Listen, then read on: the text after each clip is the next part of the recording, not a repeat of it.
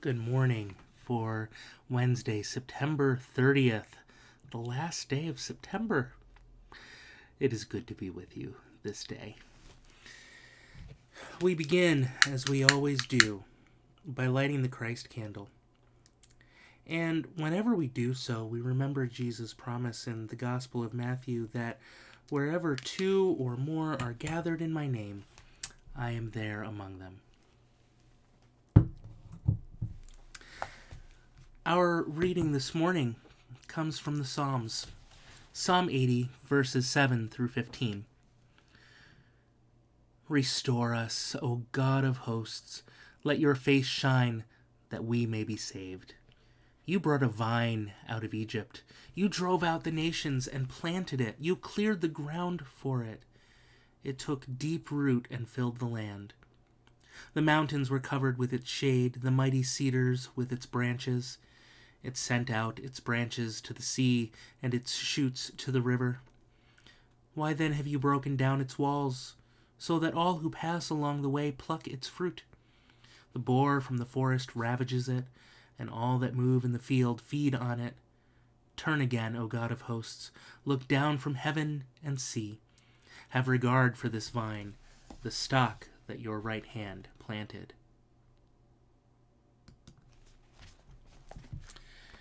Stephanie Marr Smith reflects, as humans, we cannot treat God as merely the projection of our needs for security.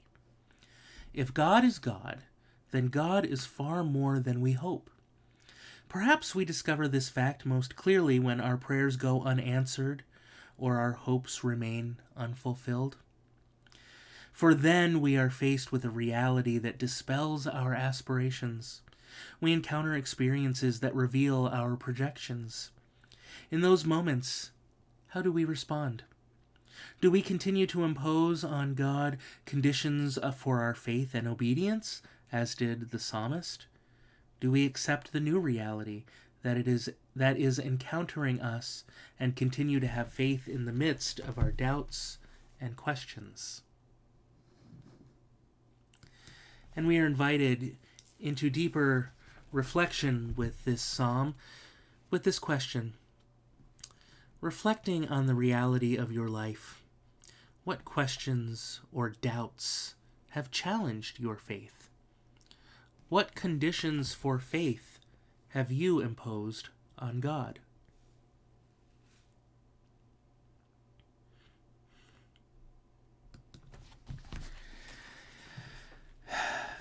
What questions or doubts have challenged your faith?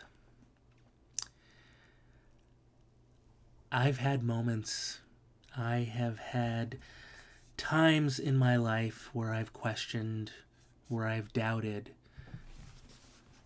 where it didn't seem like continuing to believe was even worth it. I think that's a very human place to be. The Psalms speak to all of our human emotions. The Psalms reflect doubt, they reflect joy, they reflect anger, they reflect pain, they reflect celebration. All of those are found in the Psalms. And when I have those times of questioning, of doubting, I find that I'm drawn to the Psalms even more. But I've always found that when I have those periods of difficulty, of trouble, of pain, of suffering, that they always end up making me stronger. Those times in our lives of faith that we question or doubt, and they do challenge our faith. But a faith that goes unchallenged is a faith that easily grows stagnant. It's a faith that doesn't grow. It doesn't evolve. It doesn't strengthen. It is like a field that goes unplowed, unused. It just lays there. So I'm grateful for those times of doubt. I'm grateful for those times of challenge. In the moment, I didn't want to be challenged. I didn't want to be doubting. It didn't feel too good in the moment. But I'm grateful for them because they have shaped me and formed me into who I am today. Will you pray with me? And I would invite you to repeat these words after me. With no demands or requests,